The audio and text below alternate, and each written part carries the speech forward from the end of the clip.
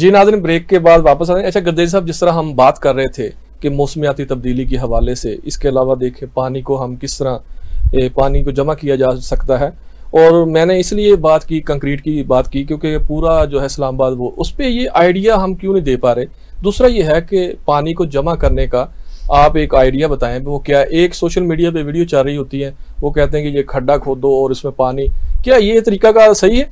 क्योंकि ये आम सोशल मीडिया पे आवाम जो चीज़ आती है उसको फॉलो करती है, इसके बारे में भी ब्रीफ कीजिएगा। देखिए, ये एक तो मैं इसकी मिसाल इस तरह से दूंगा कि एक झोंपड़ी वाला घर भी होता है तो वो भी घर होता है जी जी, और एक घर आप और मैं आराम से बना लेते हैं, किसी डिजाइनर से बगैर पूछे वहां हम कहते हैं मैं भी घर बना लेता हूँ। लेकिन जब आप इंजीनियरिंग पॉइंट ऑफ व्यू से बात करेंगे, टेक्निकल साइंटिफिक बुनियाद पे बात करेंगे, जी जी, तो रेन वाटर हार्वेस्टिंग जो है वो प्योरली एक साइंटिफिक और टेक्निकल चीज है जी। इसमें आपने वाटर क्वांटिटी की भी ख्याल रखना है कि कितना पानी मुझे चाहिए, कितना पानी आ रहा है, कितना जो ना साल पूरे में आएगा, और कितनी क्वांटिटी मेरी ज़रूरत है, कितनी क्वांटिटी मैंने स्टोर कर सकता हूँ, इकोनॉमिकली वो कॉस्ट इफेक्टिव है या नहीं है। फिर उससे जो ज़्यादा होगी तो उसको मैं कितना मैं ग्राउंड के अंदर लेके जा सकता हूँ। ग्राउंड के अंदर लेके जाना, जो ग्राउंड वाटर रिचार्जिंग जो है वो सबसे ज़्यादा टेक्निकल चीज़ है और उसमें बहुत एहतियात की ज़रूरत इसलिए है कि ग्राउंड के अंदर जो आप पानी लेके जा रहे हैं, अगर वो आलूदा पानी है तो आप ग्राउंड पूरे क्या जितना वाटर टेबल है आप सब उसको आलूदा कर देंगे। तो उसको जगह जगह से आप हैंडपंप के जरिए निकाल रहे हैं पीने के लिए। अच्छा, जिस तरह मैं एक पॉइंट, जिस तरह पंजाब में हमने जब ये गटरों का सिस्टम आया तो उन्होंने ओपन हमने छोड़ दिए, वो पानी जाकर वो पीने वाले पानी के साथ, आज हमें वहां भी पानी, साफ पानी। ये बहुत इंपॉर्टेंट आपने बात की है, सिर्फ पंजाब नहीं, देहातों सारों में, जी बिल्कुल, और पहाड़ी इलाकों में मैंने भी इसको जो देखा, जो बेसिकली गटर है, गटर को आप इंजीनियरिंग टर्मिनोलॉजी में आप सेप्टिक टैंक कहते हैं। जी बिल्कुल बिल्कुल। सेप्टिक टैंक का कॉन्सेप्ट ये है कि बिल्कुल ये सील्ड होता है, सील्ड, बिल्कुल, इसका एक कतरा भी जमीन के अंदर नहीं जाना चाहिए। वो कंप्लीट सील्ड क्यों होता है कि उसमें एनएरोबिक एक्शन होता है, जिसमें बैक्टीरिया जो है वो ऐसे बैक्टीरिया उस पर एक्ट करते हैं जिनको ऑक्सीजन के बगैर वो काम करते हैं। उसके अंदर ऑक्सीजन भी नहीं जानी चाहिए, इसलिए कि वो जो फुजला है उसको इतना, ये अल्लाह मियां का निजाम है कि वो बैक्टीरिया कंप्लीट उस फुजला में से जितनी भी नुकसानदेह माइक्रोब्स हैं वो खत्म कर देंगे। ठीक है। और उसके बाद फिर उसको लेके जाया जाता है सोकेज पिट में, फिर आप उसको जमीन में डालते हैं सोकेज पिट। हमारे यहाँ प्रॉब्लम यह है कि हमने जनाब कच्चा वो बना देते हैं, गड़ा सा बना के, जो ना छोटा मोटा सीमेंट लगा के या पत्थरों का बना के, तो उसमें हम डाल देते हैं, हम कहते हैं कि गटर बना दिया। और वो आपका वाकई कि आपका जो सबसे ज्यादा हेपेटाइटिस सी अमूमन जो है ना वो ये, this is one of the reason. और आपकी पेट की बीमारियां जो है हमारे में, अगर आपसे बात करूं तो हमने जब जलजले के बाद कुछ 4,500 वाटर सोर्सेज को टेस्ट करवाया था। जी जी। और ये चूंकि हजारा में और आज़ाद कश्मीर में अमूमन ये तस्वर किया जाता है कि ये पानी बड़ा साफ होता है जी, लेकिन बिलीव मी कि 80% जो चश्मे थे वो आलूदा थे, किसे, बायोलॉजिकल कंटेमिनेशन, चूंकि बैक्टीरिया था। इंडस्ट्रियल कंटेमिनेशन नहीं है, फिजिकल कंटेमिनेशन बहुत कम है, लेकिन और ये जो फुजला वाला कंटेमिनेशन है, आलूदगी है, ये अगर आप देखें तो इससे आपका हैजा और इस तरह की वबा फैलती है। और ऐसी हमारे पास एग्जांपल हैं कि 20-20, 30-30 लोग एक दिन में डेथ हो जाती है उनकी, इसलिए कि डिहाइड्रेशन होती है। और देहातों में जो ना उसको आप हॉस्पिटल में पहुंचा नहीं सकते बस। तो ये इसलिए जब आप ग्राउंड वाटर रिचार्जिंग की बात कर रहे हैं तो उसको प्लीज मेरी रिक्वेस्ट ये होगी कि जो भी करे तो टेक्निकली उसको करें, और ताकि क्वालिटी का पानी। अच्छा गर्देश साहब, मैं आपकी तरफ आऊंगा और इसके बारे में जानूंगा कि अब वो आपके पास एक्सपर्ट हैं, अगर कोई करना चाहे, कोई बनवाना चाहे, उस हवाले से वो आप बताएंगे भी वो राब्ता कहाँ करे। हमाद गिलानी साहब, क्योंकि आप भी क्लाइमेट चेंज को देखते हैं और इसी शोबे से, क्या आप समझते हैं कि इन हालात में हमारी हुकूमत और हमको क्या करना चाहिए? जिस तरह अब दरख्तों की कटाई हो रही है, अब देखें ना KPK में भी एक शुरू हुआ था कि सुनामी जो था वो लगाए गए थे, और इसके अलावा पंजाब में भी काफ़ी हद तक काम हुआ था। तो इस जो अच्छे प्रोजेक्ट हैं उनको आगे लेके बढ़ना नहीं चाहिए गवर्नमेंट को? देखें, ये तो किसी एक गवर्नमेंट की पॉलिसी नहीं होनी चाहिए। जी, ऐसे प्रोजेक्ट्स ये तो सबके लिए होना चाहिए। मेरे ख्याल में जो सोनामी प्रोजेक्ट ट्रीज का KPK में स्टार्ट किया गया था, और पाकिस्तान में था तब। जी ऐसे ही उसको आगे चलाने के बजाय अब ये हो रहा है कि दरख्तों की कटाई उससे ज्यादा हो रही है। और केपीके गवर्नमेंट खुद भी, जिनका ये था प्लान था, जो ये कर रहे थे, जिन्होंने स्टार्ट किया था, वो खुद भी इसको इतना फॉलो नहीं कर रहे। तो ये नुकसान सिर्फ केपीके का या कश्मीर का नहीं है, ये पूरे पाकिस्तान का नुकसान होगा, क्योंकि हमारा टोटल रकबा 4% जिसके ऊपर दरख्त हैं, उसको भी अगर काटते जाएंगे तो आज के बाद क्या होगा। लाइक आप से 5 साल 8 साल बाद अब देखें तो कुछ भी हमारे पास नहीं रहेगा। एशिया में ही हमारे पास एक बड़ी एग्जांपल भूटान की है, वो अभी कार्बन फ्री है। किस वजह से है कि उन्होंने अपने दरख्तों को बचाया है। उन्होंने उनके 70% जो उनका एरिया है पूरे मुल्क का, उसके ऊपर दरख्त हैं, और जो कार्बन उनका 2 पॉइंट समथिंग है जो प्रोड्यूस होता है, वो सारा मतलब अभी कार्बन फ्री है भूटान। अच्छा, हम किस हद तक इसमें कामयाब हैं? हमारा कितना % रोल है? कोई है रोल इसमें कि बस पाकिस्तान का ओवरऑल? देखें, बात वहीं पे आती है कि हम लोग जहां पे दरख्त लगा रहे हैं उससे ज्यादा काट रहे हैं। जी। जब तक हम इस चीज को रोकथाम नहीं करेंगे हम कामयाब नहीं होंगे। हमें ज्यादा मेहनत दरख्त लगाने पे, उनकी परवरिश करने में करनी चाहिए। और पहाड़ी इलाकों में एक और बड़ा मसला ये है कि जब दरख्त लगा देते हैं उसकी देखभाल नहीं होती है। अच्छा, इस सूरत हाल को काबू करने के लिए जिन मुआलिक ने इनको अडॉप्ट किया, कामयाब हुए, वो पॉलिसी हमें अडॉप्ट नहीं करनी चाहिए? हमारी एक्चुअली इसको देखा ये जाता है कि हमारी फिजिकल पोजीशन क्या है, हमारे माहौल कैसा है, हमारे यहाँ चीज़ें कैसी हैं। तो हर मुल्क की पॉलिसी हम अडॉप्ट नहीं कर सकते। जैसे अफ्रीका किसी और अंदाज से अपने आप को बचाएगा, ऑस्ट्रेलिया किसी और अंदाज से दरख्तों की परवरिश करेगा, वो चीज़ हम यहाँ पे नहीं कर पाएंगे। यहाँ पे हमें एशिया स्पेसिफिक पॉलिसी, हिमालयाज है हमारे पास, वहाँ पे कैसा होना चाहिए।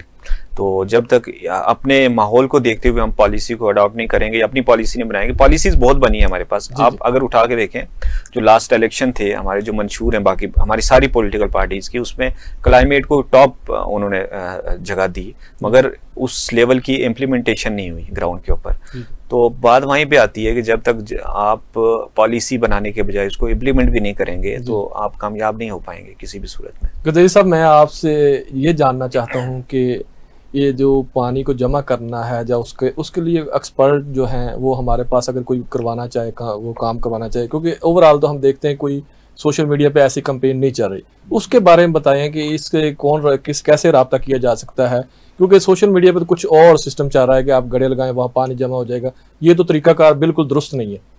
जी देखें ना, वो सोशल मीडिया पे जो है उसको अवेयरनेस की हद तक तो देते हैं, लेकिन अवेयरनेस के साथ अगर आप टेक्निकल नॉलेज नहीं देंगे तो मेरा ख्याल है कि यहीं पे फॉर एग्जांपल आप जैसे हिली एरिया ले लें, एक बड़ी स्टडी है नेपाल की कि आप ये जो तालाब बनाएंगे पर्टिकुलरली हिली एरियाज में, तो ये ड्राई सीजन में तो आपको बड़ा अच्छा लगता है कि ओहो पानी जमा हो जाएगा ना फौरन।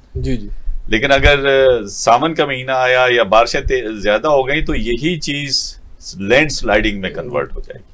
अगर आपने उसकी साइट सिलेक्शन ठीक नहीं की, और फिर उसके 2 ऑब्जेक्टिव्स होते हैं, ये जो रेन वाटर हार्वेस्टिंग रिजर्वायर्स या पॉन्ड्स, इसमें बहुत अच्छा जो काम किया मैं कहूँगा कि उससे लर्न करना चाहिए। एजेंसी फॉर बारानी एरिया डेवलपमेंट आबाद प्रोजेक्ट पंजाब का है, गुज़िश्ता 10-15 साल से ये काम कर रहे हैं। अगर आप देखें ये गुजर खान, चकवाल और ये नॉर्दर्न पंजाब में बड़े बड़े स्मॉल डैम्स भी बने हैं, मीडियम डैम्स भी बने हैं, और बड़ा वाटर कंजर्वेशन का काफी काम उन्होंने किया। तो उससे हमें लर्न करना चाहिए कि किस तरह के डैम आप कश्मीर में, मरी में या इस इलाके में जाएं तो पुराने जमाने में आपने देखोगे कि हर गांव में एक तालाब होता था, और वो तालाब किसी बिल्कुल ऐसी जगह पे होता था कि बड़ी फर्म और मजबूत जगह होती थी। ठीक। और फिर कैचमेंट भी उसका है कि पीछे से पानी जो है ना, हम बचपन में वहां पे अपने इलाके में हमें जब बारिश होती थी तो कहा जाता था कि अच्छा जी बारिश आई है तो उसकी चैनल बनाने के, उसके पानी कैसे आएगा उसके अंदर, और उसकी सफाई भी करनी है सारी। तो वो जो तालाब वगैरह हैं वो खैर पानी पीने के लिए, लेकिन अमूमन वो माल मवेशियों के लिए लोग बनाते हैं। इस तरह से पंजाब में आप जाएं तो पंजाब में गाँव का एक बड़ा तालाब हुआ करता था। जी बिल्कुल, तो यही था, इसीलिए वाटर कंजर्वेशन थी ना। जी ऐसे। तो ये with the passage of time असल में हमने वो कंजर्वेशन से उठ के तो हम सीधा टेक्नोलॉजी की तरफ चले गए, पाइप और हैंड पंप और ये चीजें आ गई, तो हमने बेहंगम जो है ना वो उसके एक्सट्रैक्शन शुरू कर दी। तो अब जरूरत इसी चीज की है कि एक होलिस्टिक अप्रोच के साथ जाएं, आप यूज भी करें, कंजर्व भी करें, और उसको कंजर्व करने के जो तरीके हैं कि आप स्टोरेज में तो चूंकि हार्वेस्टिंग बेसिकली देखें ना सर, हार्वेस्टिंग उसी टर्मिनोलॉजी से निकली है जिस तरह से आज गंदम हो रही है, मकई हो रही है, आज फसल बहुत है हमारे पास ऐसे ही बिल्कुल। तो हमने इसको काट के रख देना है अगले 6 महीने के लिए, साल के लिए, 2 साल। सेम यही है कि बारिशें होती हैं बड़ी शॉर्ट पीरियड के लिए, हैवी रेनफॉल। ये मानसून का सीजन आता है 2-2.5 महीने के लिए, तो 2-2.5 महीने को अब आपके और मेरे उसके ऊपर है कि हम इसको कैसे बचा के रखें अगले दिनों के लिए भी, और फिर फ्लड से भी कैसे बचना है। अब अगला चैलेंज हमारा ये फ्लड वाला पिछले 5-7-10 सालों से आ गया हुआ है।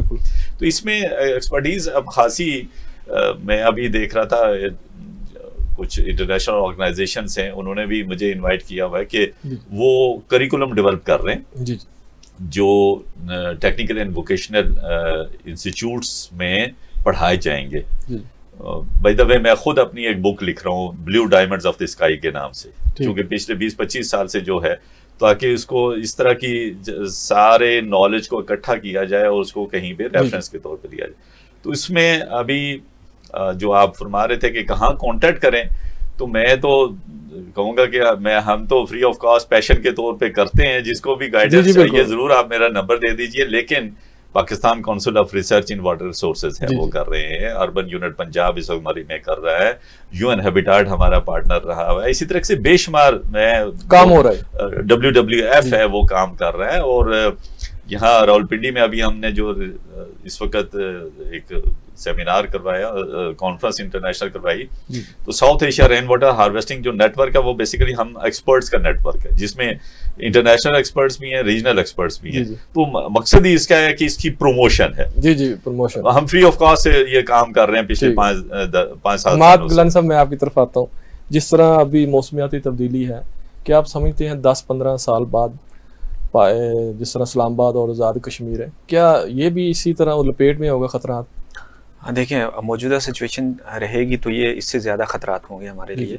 और जैसे गर्देश साहब ने बात की कि जो तालाब बन रहे हैं कश्मीर में आजकल बहुत ज़्यादा, मैंने भी देखा उसको। और शुरू में तो हमने सराहा था उस चीज़ को कि बहुत अच्छा इनिशिएटिव है, कम से कम लोगों को पानी मिलेगा, कहीं जमा होगा पानी और ज़मीन में भी जाएगा, मगर उसका नुकसान जो लैंडस्लाइड है उसकी सूरत में बहुत हो रहा है। जी बिल्कुल। और यही मसला हो रहा है हमारी जो छोटी छोटी कच्ची रोड्स बनती हैं हिली एरियाज में, चाहे वो KPK हो, चाहे वो कश्मीर हो, some areas of GB as well and Balochistan.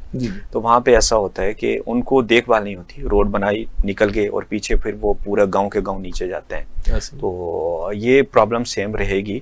इसके लिए जगह का होना बहुत ज़रूरी है और इसको प्रॉपर एक तरीकाकार के तहत बनना बहुत ज़रूरी है। मेरे ख्याल में गवर्नमेंट को इस पर देखना चाहिए कि लोगों ने बहुत ज़्यादा स्टार्ट कर दिया हुआ है। हर किसी की, अगर किसी के पास मतलब 10 मरला ज़मीन है, उसमें भी एक तालाब बना देगा, फिर क्या बनेगा उसका। जी बिल्कुल। और दूसरा एक चीज़, जैसे आप कह रहे हैं कि अगले 10 से 15 साल में क्या होगा, तो देखें अभी जो रुझान है लोगों का, गर्देश साहब ने देखा होगा कश्मीर में, मैंने पिछले दिनों विजिट किया, मैं हैरान रह गया कि वहाँ नालों के अंदर भी लोगों ने घर बनाए हुए हैं, होटल्स बने हुए हैं, वहाँ पे रेस्टोरेंट्स चल रहे हैं वहाँ पे। अब इस सिचुएशन में पानी के बारे में ये कहा जाता है कि वो अपना रास्ता कभी भूलता नहीं। जी बिल्कुल सही। आएंगे, लोगों का नुकसान होगा, फिर वही चीज़ें चलती रहेंगी। तो पॉलिसी, रियासत, कोई भी स्टेट है या कोई भी सूबा है, कोई भी प्रोविंस है, हमारी जो स्टेट्स हैं, उनको इम्प्लीमेंट करने की बहुत ज़रूरत है। बिल्डिंग कोड्स की ज़रूरत है। गाँव में भी जो घर बनते हैं, चाहे वो पंजाब हो, चाहे कश्मीर हो, कोई भी, या सिंध हो, कहीं भी, तो उसको भी एक प्रॉपर तरीकाकार के तहत बनना चाहिए। बिला वजह अब एक बंदा अपने माइंड से बना लेता है तो उसमें फिर बाद में नुकसान होता है, जानी नुकसान भी होता है, माली नुकसान तो होता ही होता है। अच्छा, तालाब का जो है गर्देश साहब, मैं आपकी तरफ बनाया जाए, कंक्रीट का बनाया जाए, अगर पानी देखो अपनी मदद आपके तहत भी चीज़ें कुछ करनी होती हैं, तो उसके बारे में बताइएगा, वो कैसा हो, उसकी क्या हो, थोड़ा सा। मैं उस आने से पहले एक बड़ा इंपॉर्टेंट इन्होंने हाईलाइट किया, जो मैं ये मेरे रिसर्च का भी पार्ट है, कि ये जो रोड नेटवर्क्स हमने डेवलप किए ना, देखना इसमें बेसिकली होता ही है कि जब आप डेवलपमेंट कर रहे हैं तो डेवलपमेंट के साथ आप एनवायरनमेंट को आप जब छेड़ेंगे, एनवायरनमेंट का ख्याल नहीं रखेंगे, तो वो एक साइड पे डेवलपमेंट तो हो जाएगी, लेकिन उसका लॉन्ग टर्म नुकसान जो है ना, वो एनवायरमेंटल पॉइंट ऑफ व्यू से बहुत ज्यादा होता है। ये हमारे जितने हिली एरिया, इवन अभी आपने देखा कि मोटरवे तोड़नी पड़ी इनको। जी बिल्कुल, क्योंकि उसके एक साइड पे फ्लडिंग हो गई। वैसे ही बिल्कुल। तो हम ये जो रोड नेटवर्क्स हमने डेवलप किए हैं,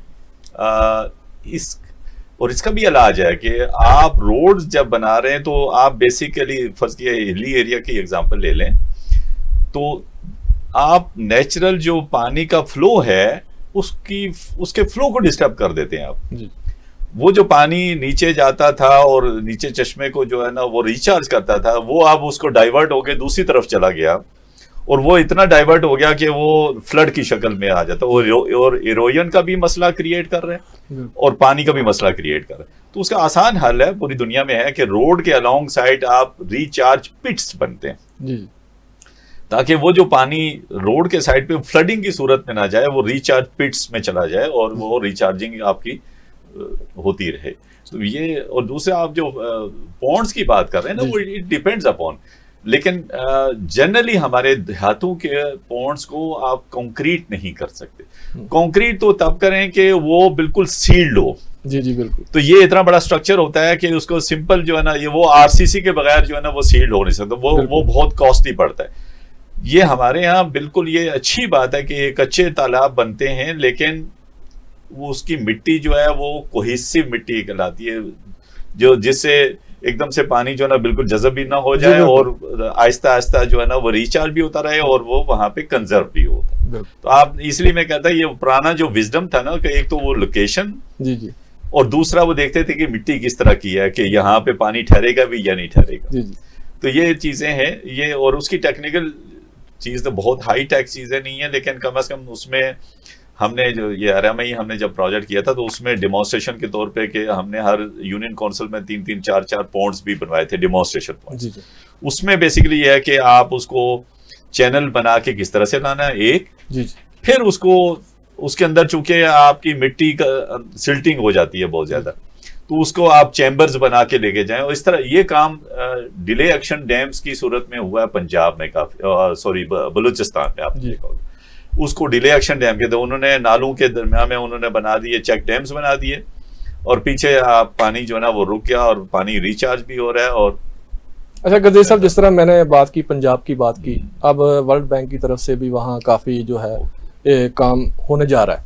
अब क्या समझे सीवरेज के निज़ाम को कैसे बेहतर किया जा सकता है? एक दौर था कि हम जो जमीनी पानी था वो हमारे जो मिनरल वाटर है इससे बेहतर होता था, अब वो सारा सीवरेज में मिल गया है। अब इसको बेहतर करने के लिए कोई है, क्योंकि अब फंड भी आ रहा है, इंटरनेशनल सतह पे भी इस पे काम हो रहा है, उसे कैसे बेहतर की? देखिए वाटर क्वालिटी की बात कर रहे हैं आपने, बेसिकली वही है कि हम एक तरफ जो है ना वो वही रिचार्जिंग करके, रिचार्जिंग आप बारिश वाला भी रिचार्ज अगर इस तरह से करेंगे ये काम होगा, और आप सीवरेज वाला भी वो भी रिचार्ज ही हो रहा है बेसिकली। बिल्कुल। मुझे हमारे एक एक्सपर्ट थे, उन्होंने बताया कि ये रिवर टेम्स जो है लंदन सिटी के दरमियान से गुजरता है, 100 साल पहले उसकी भी यही हालत थी, वहां पे भी यही हालत करके जी अच्छा सीवरेज, ओपन सीवरेज जो है ना उसमें डाल दिया जाता था। देन दे रियलाइज, एपिडेमिक हुए, हैजा फैला और बीमारियां हुई, तो उन्होंने एज ए नेशन फिर पूरा उसको देखा कि जी वो EPA जो है, EPA उनका भी, EPA कानून बाय द वे हमारे भी बने हुए हैं जी बिल्कुल, कि कोई भी फ्रेश वाटर के अंदर जो है ना आलूदगी नहीं डालेगा, पर फॉलो अप नहीं होता, उस पे काम सिंपल इम्प्लीमेंटेशन की है। तो आप ये जो आज प्रोग्राम कर रहे हैं, बेसिकली इस प्रोग्राम का मेजर ऑब्जेक्टिव में अगर कहूं तो वो यही है कि लोगों तक एक पैगाम पहुंचे कि पानी को कैसे संभालना है, उसकी क्वांटिटी का भी ख्याल रखना है, उसकी क्वालिटी का भी ख्याल। जी जी। और ये क्वालिटी का जो ख्याल है बेसिकली वो यहाँ से शुरू होता है कि ये मेरा गिलास साफ है या नहीं है। जी बिल्कुल। ये पानी पीछे से तो साफ आ रहा होगा, लेकिन अगर ये मेरा गिलास साफ नहीं है तो मेरे मुंह में जो पानी जाएगा वो भी गंदा हो जाएगा। तो इसलिए इसको पब्लिक हेल्थ के अंडर कंसीडर किया जाता है। वाटर जो है, वाटर और सैनिटेशन, ये पब्लिक हेल्थ इंजीनियरिंग डिपार्टमेंट बनाए जाते हैं। जी जी। और पब्लिक हेल्थ इसीलिए बनाए जाते हैं कि ये हेल्थ से रिलेटेड चीज है। तो लिहाजा हम जो भी सुनने वाले सामीन हैं, नाजरीन हैं, मैं ये गुजारिश करूंगा कि पानी की क्वालिटी और क्वांटिटी दोनों, क्वांटिटी हमने नस्लों के लिए बचा के रखनी है और क्वालिटी अपने लिए रखनी है कि जी आप साफ पानी पिएंगे, उसकी हिफाजत करना हमारी जिम्मेदारी है। हमारे सोर्सेज हैं, चश्मे हैं, नाले हैं, दरिया हैं। तो जो लाहौर की आपने बात की, अभी मैं हमारी इसी कॉन्फ्रेंस में ही माशाल्लाह वो मैं आई लर्न के जी काफी बड़ा प्रोग्राम एक जो है ना वो वहां पे लॉन्च होने जा रहे हैं। तो लेट अस होप, अवेयरनेस के लिए रियलाइजेशन हो रही है, रियलाइजेशन है। आप जैसे फरमा रहे हैं कि सीनियर मिनिस्टर जो है ना उन्होंने भी बात की। जी बिल्कुल। तो हमारी इस कॉन्फ्रेंस में भी उनका पैगाम आया था, बड़ा अच्छा एक रिस्पॉन्स। लेकिन रियलाइजेशन अगर पॉलिटिकल लेवल पे हो जाए तो मैं समझता हूँ कि ये सबसे ज्यादा है। बिल्कुल, सब पार्टी एक झंडे पे आ जाए। रीजन ये ना कि पॉलिटिकल लोग जो है वो इन्फ्लुएंस करते हैं आम आदमी की। जी बिल्कुल ऐसे। तो आप और मैं तो शायद टेक्नोक्रेट्स हैं, ब्यूरोक्रेट्स हैं, एक लिमिट में काम कर रहे होते हैं कहीं पे, लेकिन पॉलिटिकल पब्लिक रिप्रेजेंटेटिव हैं बेसिकली। जी ऐसे। वो जो बात मेरे ख्याल लोगों तक पहुंचाएंगे तो वो ज्यादा असर रखेगी। हमारे गिलानी साहब प्रोग्राम के लास्ट में है, क्या मैसेज देंगे आवाम के लिए मौसमियाती तब्दीली के हवाले से? बेसिकली मैं सबसे मेन चीज़ तो ये कहूँगा कि ये हम देखते रहेंगे कि गवर्नमेंट ने कुछ करना है या किसी अदारे ने करना है या बाहर से किसी ने करना है, तो बहुत देर हो जाएगी।